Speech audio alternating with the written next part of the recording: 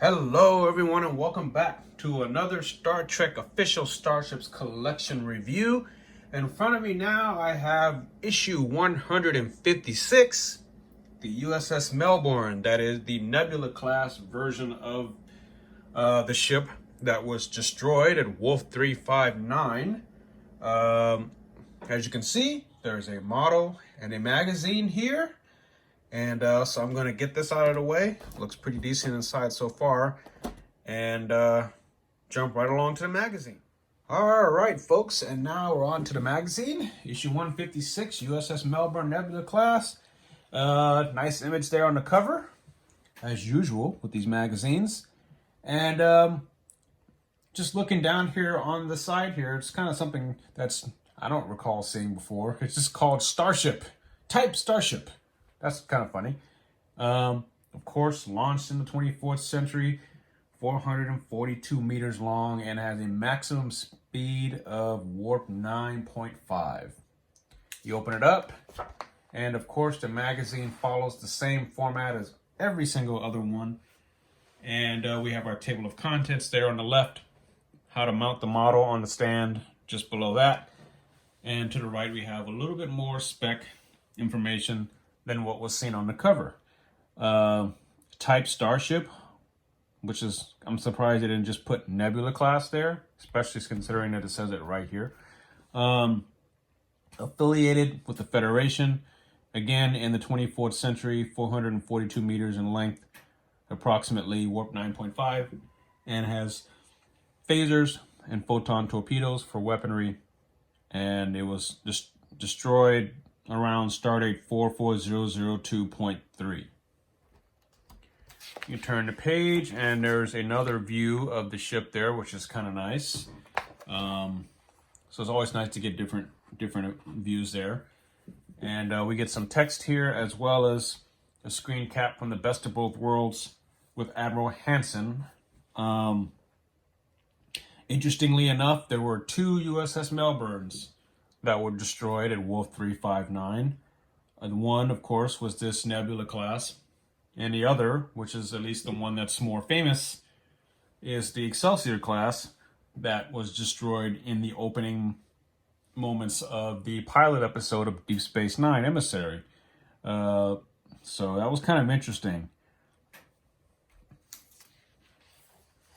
Two ships, different classes, same name, different registry number, of course. And you got another view of the ship there, some more screen caps from the Best of Both Worlds, with some of the wreckage, or some of the pieces being seen as wreckage there. And there was a model seen in the office. And let me just read this, because I think this is important to this issue. Two starships named Melbourne were present at the Battle of Wolf 359. The Nebula class prototype, so apparently this is was a prototype, and the Excelsior class. Neither survived the battle. In 2366, Commander William Riker turned down the captaincy of the Melbourne, but there is some doubt as to which of the two this was. A Romulan plot later placed Riker in a holodeck simulation of his potential future.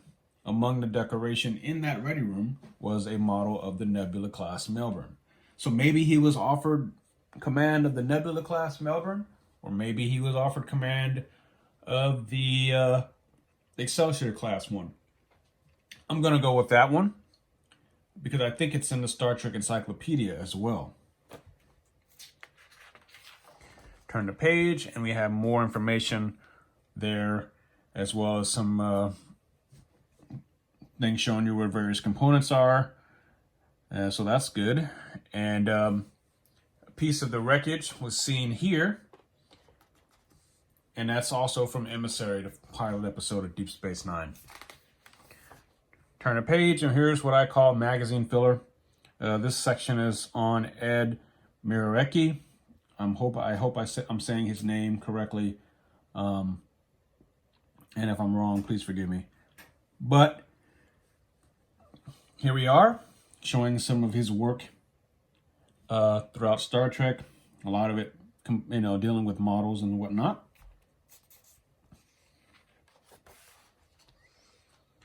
And here we have more on him and some of his design work, etc. Of course, he designed this prototype, had some restoration work, or helped with some restoration work on Deep Space Nine, and so on and so forth. And then we have more magazine filler, rules of engagement. And like the caption says, the Battle of Wolf 359 was Starfleet's darkest hour, but other starships have engaged in battles, taking them to the edge of destruction. Azatsi Prime from Enterprise, Changing Face of Evil, or two, just to name a few. We have the Jem'Hadar, of course, with the destruction of the first Galaxy-class starship. Well, the second, before the Enterprise D met its untimely end. Sacrifice of Angels, one of my favorite episodes of all time. The Ultimate Computer, Year of Hell, and so on and so forth. All great episodes listed here, by the way. And finally, the on-screen appearance page. It appeared in The Best of Both Worlds Part 2 and as Wreckage in Emissary. In fact, it appeared as Wreckage in both episodes. And so there you have it. And of course, I've already reviewed the Cardassian Freighter Grumall, so please feel free to check out that video as well. Just a couple down from this one. And that pretty much wraps up the magazine with a nice view of the top section of the ship. Pretty solid here. So that's good. And now onto the model itself. All right, folks, and there it is. Pretty nice model, I have to say so far. Just real quick, I want to tell you that I apologize for not bringing this to you sooner. I've had this model for well over a month now. In fact, I got it at the same time, or it came in the same shipment as the Cardassian Grumall that I also reviewed a while back. And it just goes to show you how much time I've just lagged in doing this. So please forgive me. And yeah, so now back to this. It's a pretty nice model. This makes the third Nebula class in the collection. Of course, the first being the... Oh God, what was the first? Not the Sutherland. Not the Farragut. The first one was... I don't remember the name of the first one. It's going to come back to me. But we got the Phoenix, and we have this. And we have another one. I forgot that it was one of those, not the Prometheus. There was another. Anyway, it'll come back to me later. So yeah, this is the third Nebula class in the collection, so that's kind of cool. We seem to be getting a lot of Starship variants now, which is nice. And the one thing that I always thought was weird is we have these huge jumbo nacelles down here, right? Which are all Galaxy class parts, basically. The Galaxy class saucer section, shuttle bay, nacelles, even the pylons themselves. It's basically just upside down. There's your Enterprise D nacelles. And of course, you know, the back, it's all variations of Galaxy class stuff. But then you have these little itty bitty small ass nacelles up here. Now, I don't know exactly what they were supposed to do. This definitely qualifies as one of the kit bashes. Just you have these big, huge nacelles, and then you have these little teeny bitty tiny ones there. The registry number is nice and crisp there. You can see it. USS Melbourne, NCC-62043. It's a bit of a disappointment here that on the back of the shuttle bay area, there's no kind of Aztecing or anything. It's just plain. There's no registry number or anything here like the Galaxy class would have, and so on. The windows don't look too bad. Some misalignments here. Yeah, they're misaligned here as well. So you'll see that.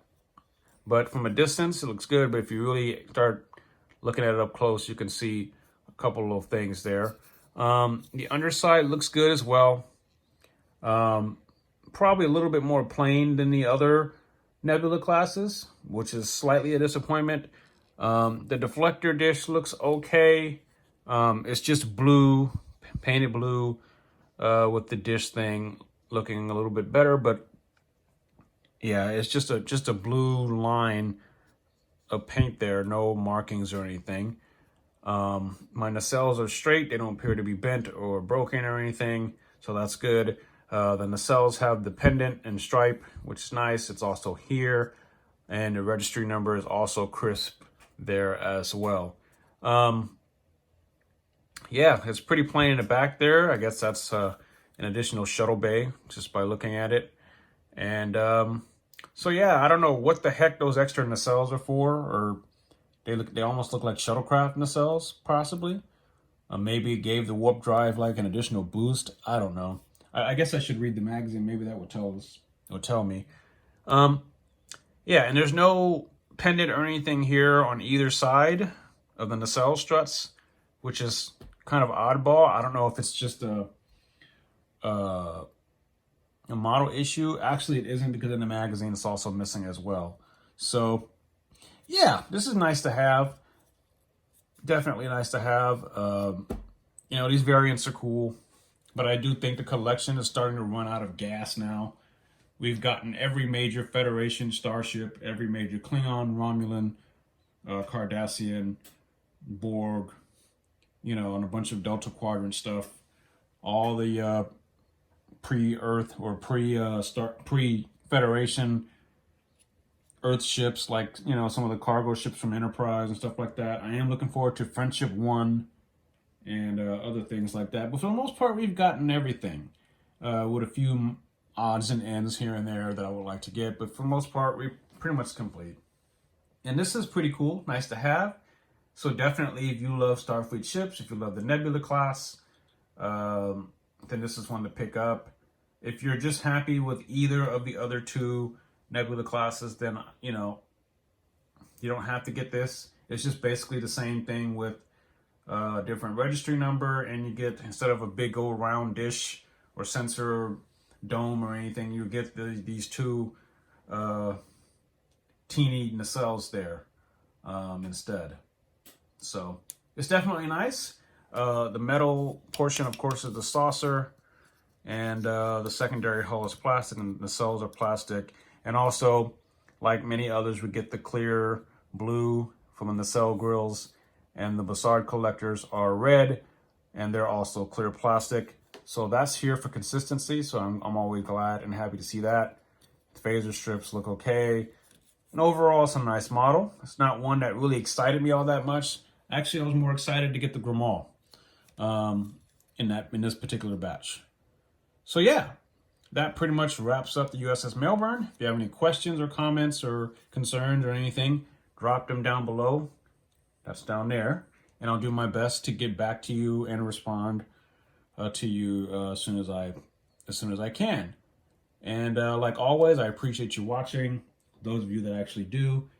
And yeah, so until next time, guys, live long and prosper, and I'll catch you guys all on the flip side. This is the USS Melbourne, signing off.